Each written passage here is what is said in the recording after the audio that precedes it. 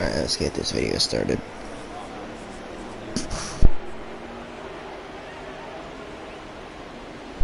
Alright, so this is going to be a setup guide video. I know Red 4424 has got one up. When I was first learning about setups, I didn't necessarily understand when he was describing what everything does. That didn't really help me.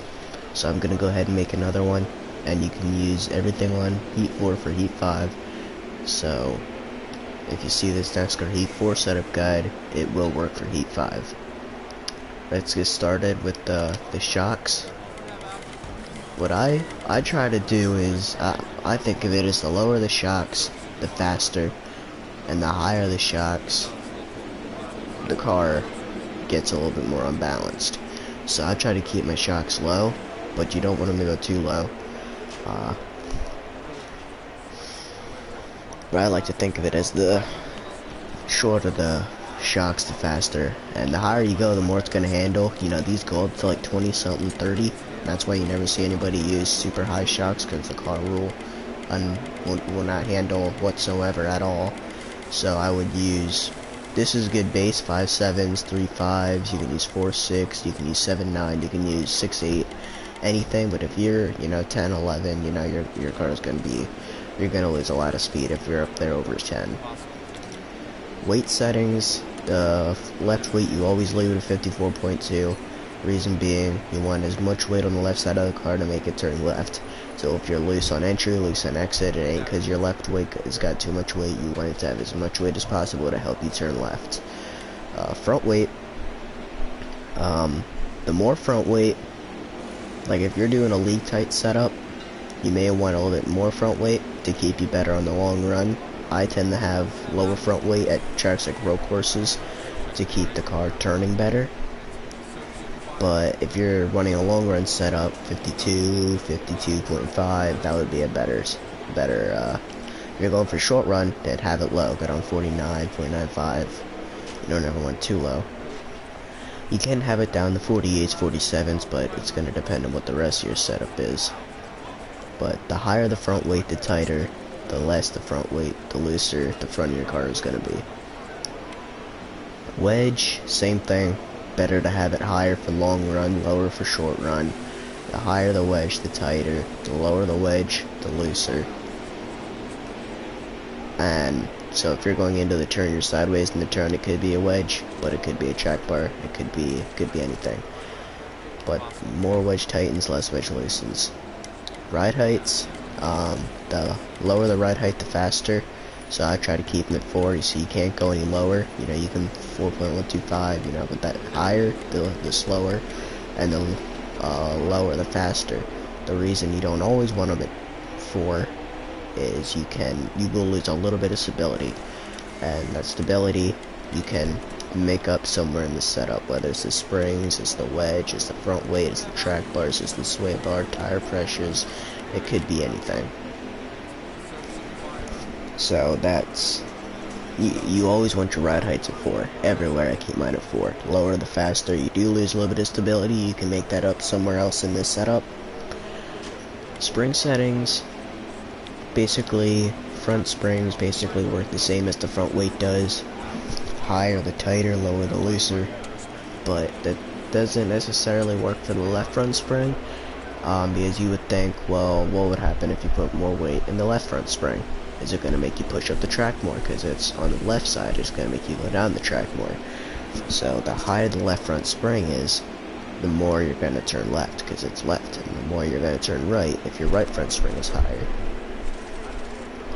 So you always want, you don't always, you can have them the same for tracks like Martinsville or something. That's a very, tighter track. You can maybe use a little bit, maybe try to make that left spring a little bit more than the right. If you have them too far apart, it could make you loose on exit. It could make you too sideways, too loose on entry of the turn.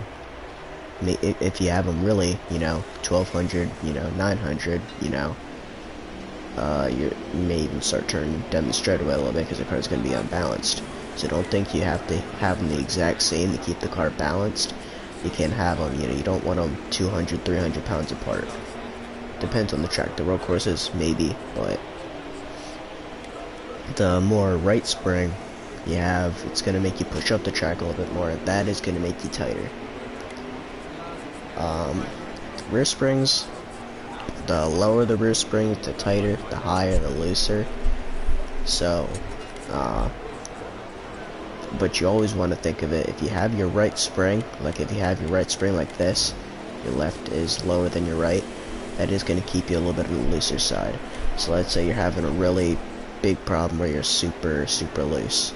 Make that left spring higher than the right spring, and that's really going to tighten you up.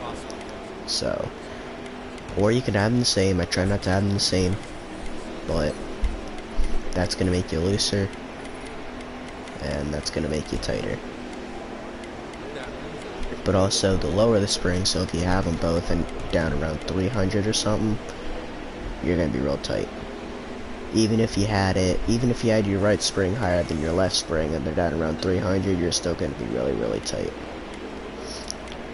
Tire pressures, this is going to be a little bit more difficult to explain, but I'm going to describe it as if you were running a slider race. What I try to do is you can only mess with the tire pressures, the tape, and the wedge.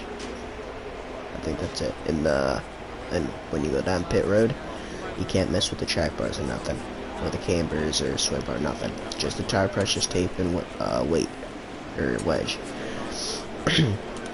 But I try to think of it. You don't usually, unless you have a completely different setup than what most people use, you don't usually use or change the first 3 tire pressures, the left front, the left rear, and the right front. You don't usually touch those. But if, let's say you're getting loose on exit of the turn, if you have your right rear too high, that could definitely be a problem for, you can use that right, go down to the right rear if you're loose, go up if you don't even need to touch it if you're tight. If you're tight, don't touch the tire pressures. If you're loose on exit, go down to the right rear. But let's say you're running a slider.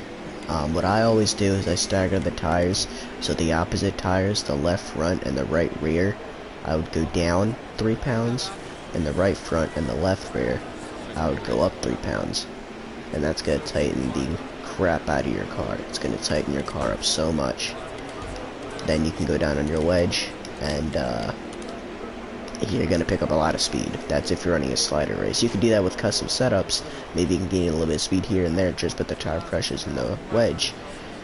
But then there's all this other stuff you gotta mess with, so I don't usually touch the tire pressures too much with the customs. Just that right rear if I'm a little loose. The cambers is basically the way the tire sits. So think of it, you're going into the turn and the turns are banked, right? You don't want your tires just sitting straight on the ground, because they're going to wear really bad. That's why you don't have them at 0. Tracks like Martinsville, you can have them at 0, because the track is flat. Or you can have them higher to help you turn, because I know it's hard to turn at that place, because it's so sharp turns. But the cambers is basically the way the tire sits, and if the higher the camber, the more your tire is going to wear. The lower the camber, the less the tire is going to wear. But if you got your cambers at like 1, you're like, well, I don't want my tires to wear. I'm just gonna put them at 1 or -1. And you do that, well, then your car may not turn. You may have issues going into the turn, and your car does not want to turn. So you can't have them. You can have them at 1 -1, but your car is just not gonna turn, and it's not gonna wear. If you're running out of fuel and you still got 30-40% in your tires, at least your rights, you can go up on the right front camber. It'll help you turn. Like if you're tight, you can higher the camber, the more it's going to turn, but the more it's going to wear. The lower the camber, the less it's going to wear, the less it's going to turn. Front sway bar, I try to think of it, the more the sway bar, the tighter, the less the sway bar, the looser. But if you have it, like let's say yours is at 1.435 and you're super tight, why not just bring it down to like 1.1 or 1.0, or that is a big mistake, because one click on the sway bar is a huge adjustment. So let's say like you're tight on, well, let's say you're a little bit tight, and you go ahead and you go down a couple clicks on your wedge, you know. Well, I went down 3 clicks on my wedge, why don't I go down 3 clicks on my sway bar? Well, you go down 3 clicks, you're at 1.1, and you're at 1.5, you know. That is a huge difference. But so if you're ever tight going in, you know, you can do 1, maybe 2 at the very most clicks on your sway bar, but you don't really want it too low, or else, you know, you got to make big adjustments on your track bars, on your wedge. If the sway bar is just that 1 click is a big difference. You know, you don't see 1.5, 1.4, 1.3, 1.2, you know, skips over 1.2, you know, because it's a huge adjustment. So just, you know, don't, oh, I'm super tight, I'm gonna go down 3 clicks on my sway bar. You're gonna find out real quick that's a big mistake. Or if you go up 3 clicks, you're gonna be really, really tight. You gotta find, you know, the center, the part that's right for you. Track bars, basically, think of it this way: the higher the track bar is, the looser; the lower, the tighter. But what's the difference between the left track bar and the right track bar? The left controls the front of the car, the right controls the back of the car. Meaning, if you're going into the turn, and the left also controls going into the turn, right also controls coming out of the turn. So let's say you're going into the turn, you're sideways, you're all over the place, go down on that left track bar. Or if you go into the turn, you're pushing way up the track, you can go up on that left track bar. If you're coming out of the turn and you're going straight up to the wall, bouncing off the wall, go up on that right track bar. That means you're tight. If you're coming out of the turn and you're spinning off the turn, you're super loose, you're all over the place, you're going down, hitting the inside wall, wrecking the cars under you, go down on that right track bar, you're really loose. That, or you can go down on the right rear tire. But if you're really loose, you might want to go down on that right track bar. Brake bias, basically, the more the brake bias, unless I'm at Martinsville or I'm at a road course, I don't usually touch it. But brake bias basically does, the more the the higher the percentage in the brake bias, the more your front tires are gonna brake. The lower, the less they're gonna brake, and the rear's gotta brake more. So basically, if you're at a track like the Roval or Martinsville, and you're having a big issue with tire wear in like the front of the car, you probably got your brake bias too high, because the front of your tires are braking too much, and they can only handle so much, or they're gonna wear quicker. And grill tape, the more horsepower, the higher the grill tape, the faster. The more you put it at 100%, or as high as it can go, your car will overheat. The higher the grill tape, the more your car is gonna overheat. So you want your grill tape to go as high as it possibly can go without overheating, but you also want to leave a little bit for the draft. So if you want to put it at 55 for qualifying, or even 60, depends on what your gears are. If you want it 60, 70, I know guys have it at 70, you know, but that's because their gears are way different. But the grill tape, you know, you can have it at 50 or 55 for qualifying run, because you're by yourself, you're qualifying, you know. But if you're going into race, it's like it's race time, you're going to be in the draft, especially at a big drafting track like Auto Club or Daytona, Dega, Michigan, you know, Texas, you know, tracks that got a lot of draft. You're going to want lower tape, because unless you're, you know, you got a real fast car, you want to be out in front, you know, then, you know, you can have higher tape, but you always want to leave a little bit left over for... You always want to leave a little bit left over for the draft. So the higher the tape, the faster, but the more your car is gonna get hotter. And I believe the magic number for this track is 260, 261, I believe. Then your temperature light's gonna come on. So maybe have your temperature around 245, 250, 255 at the very most with grill tape. I usually have my grill tape in 45 and 50 everywhere. Wheel lock is all about sensitivity. The higher the wheel lock, the more sensitivity you're gonna have. Possibly the more tires gonna wear. The lower the wheel lock, the less sensitivity. I try to keep my sensitivity anywhere between 4 to 8. 6 is usually my magic number at almost every track. Some tracks I do have it at 0. I don't like, I'm just not comfortable. I don't like it having high wheel lock, and some guys, you know, some guys like high wheel lock, you know. but I don't. I use low wheel lock. The higher the wheel lock, the more sensitive your car is going to be. The lower the wheel lock, less sensitive. Steering offset is basically, is your car turning going down the straightaway? So if you're on a wheel, can you go down the straightaway without touching your wheel and the car is going to go straight, you know? Or controller, can you just hold the throttle down and go down the straightaway and not even need to touch the, you know? If your car is going down the straightaway and it's going to the right, you got too much steering offset in it. So like if you're, you know, if your car is going down to the right, you got like 150, 175, bring that down, you're turning way too much.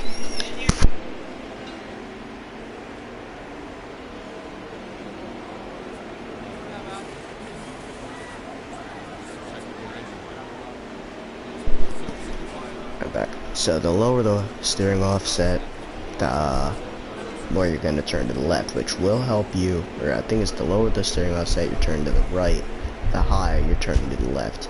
If you're on a wheel, you're able to run higher steering offset because you're able to turn that wheel a little bit more going down the straightaway and still hold the car straight. It's a lot harder to do that on the controller.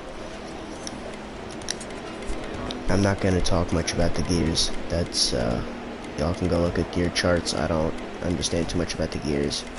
They don't have the best gears. They have alright gears, gears that will work, but they do not have the fastest gears and the best gears. You can use gears to save fuel depending on how high or low your fourth gear is.